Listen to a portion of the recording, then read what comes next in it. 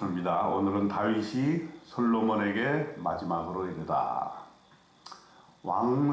열왕기상 2장 1절에 다윗이 죽을 날이 임박하매 그의 아들 솔로몬에게 명령하여 이르되, 이제 다윗이 나이 많아 죽을 때가 되었습니다. 마지막 유언을 남깁니다. 솔로몬에게 이렇게 몇 가지를 말합니다. 첫째로 힘써 대장부가 되라. 힘써 대장부가 되라. 다윗은 사실 많은 전쟁에서 이긴 장수였습니다. 솔로몬은 그러나 그렇게 전쟁을 경험하지 못한 아들이었죠. 그래서 힘써 대장부가 되라. 두 번째로 가장 중요한 말씀을 남깁니다. 여호와의 계명을 지켜라 하는 것이죠. 그리하면 네가 무엇을 하든지 어디로 가든지 형통하게 된다라는 가장 귀한 유언을 솔로몬에게 남겼습니다. 저와 여러분도 이런 유언을 남겨야 될 줄로 생각합니다. 우리에게 남을 것이 무엇입니까? 바로 신앙의 유산인 것이죠. 우리의 후손들에게 믿음의 유산을 남겨주는 저와 여러분이 되었으면 좋겠습니다. 또 세 번째로는 네 자손들이 여호와 앞에서 행하면 왕위가 끊어지지 않을 것이다 라고 하면서 솔로몬의 왕위가 든든히 서고 그 자손들도 다 왕위를 이어갈 것이라는 축복의 말을 하고 있습니다. 그 다음에 이제 구체적으로 솔로몬이 해야 될 일들을 얘기하고 있습니다. 무엇을 얘기합니까? 첫째로 요압을 조심하라 하는 거예요. 요압은 군대 장관이었죠. 요압은 다윗에게 있어서 없어서는 안 될 군대의 사령관이었지만은 그는 다윗을 완벽하게 이렇게 말을 따르지는 않았던 것 같아요. 다윗의 뜻에 어긋나는 일도 몇 가지를 저질렀지만은 다윗은 그를 어찌할 수가 없었던 것이죠. 그렇기 때문에 요압을 조심하라는 거예요. 왜냐하면 아브넬과 아마사를 죽인 사람이에요. 그것은 다윗의 뜻과 다르게 그들을 죽였던 것이죠. 그 다음에 도와줄 사람이 있다는 거예요. 뭡니까? 바르실레입니다. 이 바르실레는 다윗이 압살롬에게 쫓겨서 도망을 갈 때에 그 어려운 상황에서 다윗을 도왔던 사람입니다. 다윗은 죽어가면서도 그 은혜를 잊지 않기 위해서 아들 솔로몬에게 바르실레를 도와주라 이렇게 얘기를 하는 것이죠.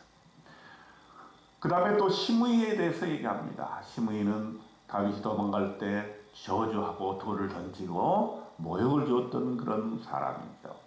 그것을 잊지 말고 그것을 너는 반드시 네 지혜대로 한번 해결을 해봐라 이렇게 얘기를 하고 있습니다. 이렇게 유언을 마친 다윗은 죽습니다. 다윗이 헤브론에서 7년간 예루살렘에서 33년간 도합 40년을 왕위에 올라와서 나라를 통일시키고 유다와 이스라엘 하나의 왕국으로서 이제 힘이 있는 나라, 정말 하나님의 뜻을 이행하는 그런 하나님의 이스라엘, 또 이스라엘의 하나님, 그런 나라를 만들었지만은 그가 영원히 살 수 없었던 것이죠.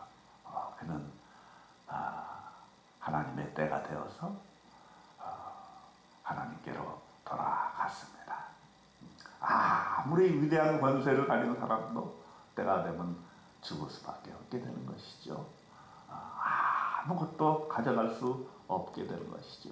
나라도 가져갈 수 없고 또 그 많은 재물들도 가져갈 수 없게 되는 것입니다. 우리는 항상 이 사실을 명심해야 될 것입니다.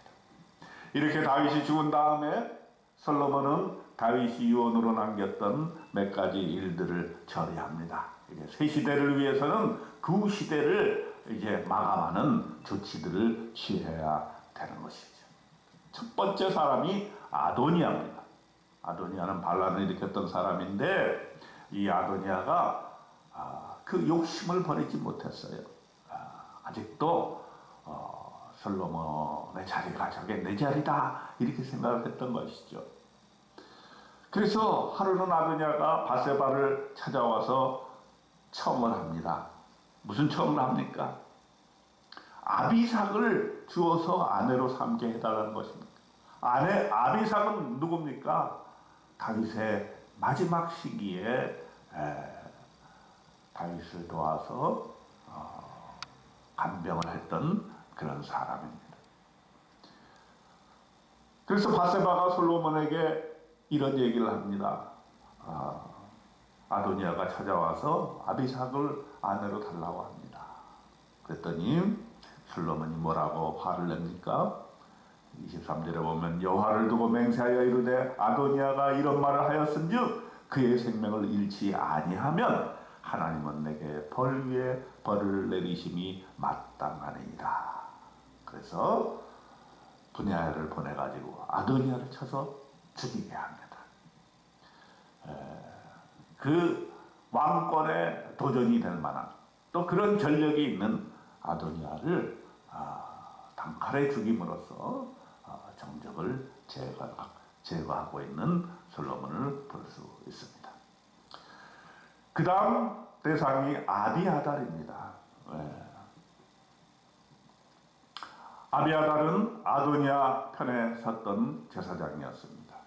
그런데 아비아달을 죽이지는 않고 제사장 직분을 파면합니다.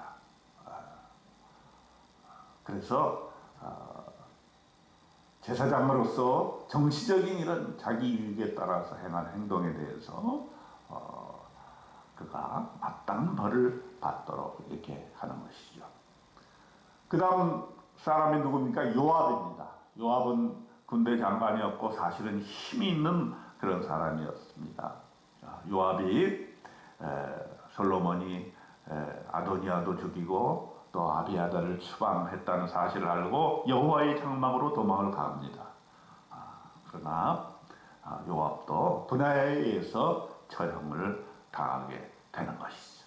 그래서 그 시대의 인물들을 정리하고 군사령관에는 아브넬을 임명하고 유다 군사령관 아마사를 죽인 그런 죄값으로 분야를 군사령관으로 만들고 제사장 사독으로 아비야를 대신했던 것입니다.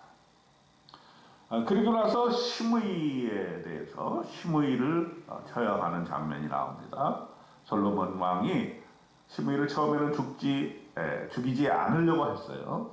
그리고 다만 예루살렘을 떠나지 말라. 만일 떠나게 되면 반드시 죽임을 당하리라 이렇게 했는데 시므이가 이것을 어기게 되죠. 3년이 지난 시점에 시므이의 두 종이 아기스에게로 도망을 갔는데 그들을 찾으러 가드에 갔다가 예루살렘에 돌아온 일들이 발각이 되었던 것이죠. 그래서 이것을 알게 된 솔로몬 왕이 44절에 보면은 네가 네 마음으로 아는 모든 곧 내 아버지에게 행한 말을 네가 스스로 아나니 여호와께서 네 악을 네 머리로 돌려보내시리라. 이렇게 함으로써 분야가 또한 시므이를 쳐 죽이게 됩니다.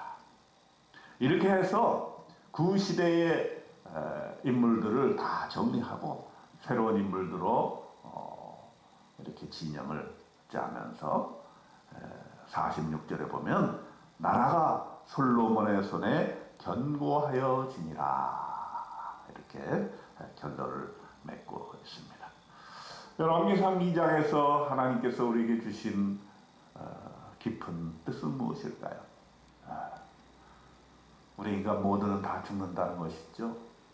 다윗의 권세와 다윗의 놀라운 그 위세, 그 힘, 그런 것들도 결국은 하나님의 때가 되면 우리는 죽을 수밖에 없는 존재라고 하는 것입니다. 그래서 저와 여러분은 항상 죽을 수밖에 없는 이런 존재, 우리의 유한성을 생각하고 항상 겸손한 마음으로 오늘 하루도 하나님께서 우리에게 생명을 주시는 그 생명의 의미, 그리고 하나님과 동행하는 이 귀한 삶, 이것을 가장 값지게 여기시길 바랍니다.